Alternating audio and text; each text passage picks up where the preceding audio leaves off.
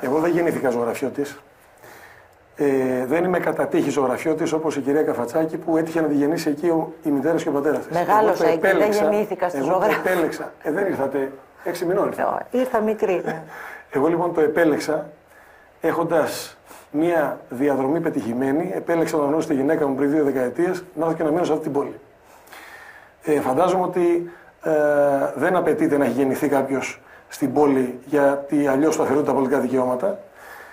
Οργανωμένος λοιπόν μάχημος πολίτης παιδιόθεν. Ένα το κρατούμενο. Δεύτερον, όπως επιθυμούμε να μας στηρίξουν όλοι οι πολίτες, έτσι μας στήριξε και ο Γιάννης ο Καζάκος.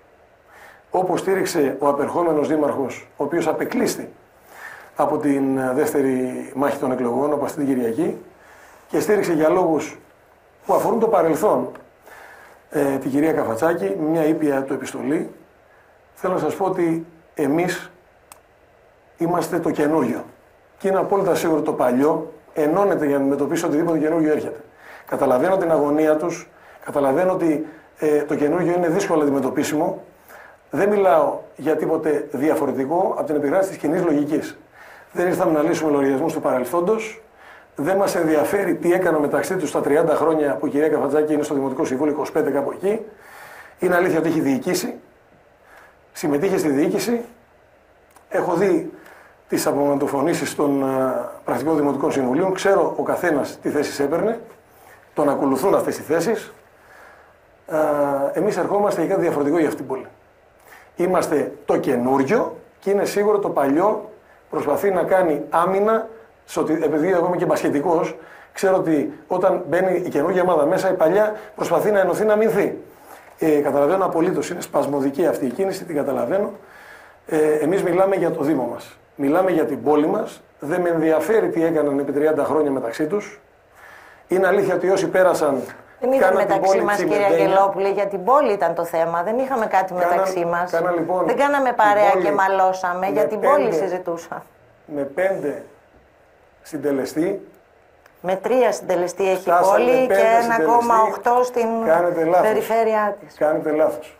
Να πάτε να δείτε το παλιό Δημαρχείο που υπηρετήσατε εκεί ως πρόεδρος Δημοτικού Συμβουλίου, να δείτε τον Ιωάννη Θεολόγου ότι υπήρχαν 250 οικόπεδα που ενώθηκαν με 15 μέτρα δρομάκι, 125-125 που σωρευτικά πήγε 5 ο συντελεστής. Σας το λέω για να το ξέρετε. Λοιπόν, εμείς δεν έχουμε ευθύνη, αυτό είναι αληθές.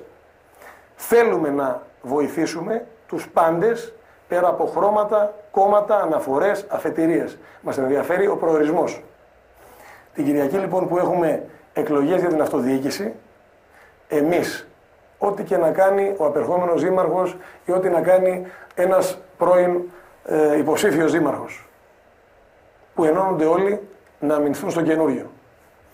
Εμείς μιλάμε μόνο για την πόλη μας, ορίζουμε ότι για 5 χρόνια εκλέγεται ο δήμαρχος, θα αλλάξουν πολλά κόμματα, θα αλλάξουν πολλές κυβερνήσεις, θα αλλάξουν πολλοί υπουργοί, ο δήμαρχος όμως πρέπει να είναι εκεί. Ο δήμαρχος πρέπει να είναι εκεί, όχι από καπρίτσιο, αλλά για να διοικήσει μια πόλη η οποία έχει σοβαρά προβλήματα που έρχονται από το παρελθόν, να δημιουργήσει σύνθεση μεταξύ των πολιτών και των πολιτικών φορέων και να μην ξεχνάμε, έχουμε και περιφερειακές εκλογές. Η δική μας επιλογή είναι στηρίξει τον Γιάννη τον Σγουρό, ένα πετυχημένο περιφερειάρχη, έναν άνθρωπο που έχουμε μια άριστη σχέση, χωρίς να έχω καμία σχέση με τη δική του ιδεολογική αναφορά, που μπορώ με συνεργασία με αυτήν την περιφερειακή αυτοδιοίκηση να κερδίσω την ανάπτυξη και πόρους για το Δήμο μου. Η επιλογή της κυρίας Καφατσάκη είναι μια κομματική αυστηρά επιλογή. Είναι η επιλογή ΣΥΡΙΖΑ για να πέσει η κυβέρνηση για να στείλει μήνυμα στην Ευρώπη. Εμάς μας ενδιαφέρει η πόλη μας.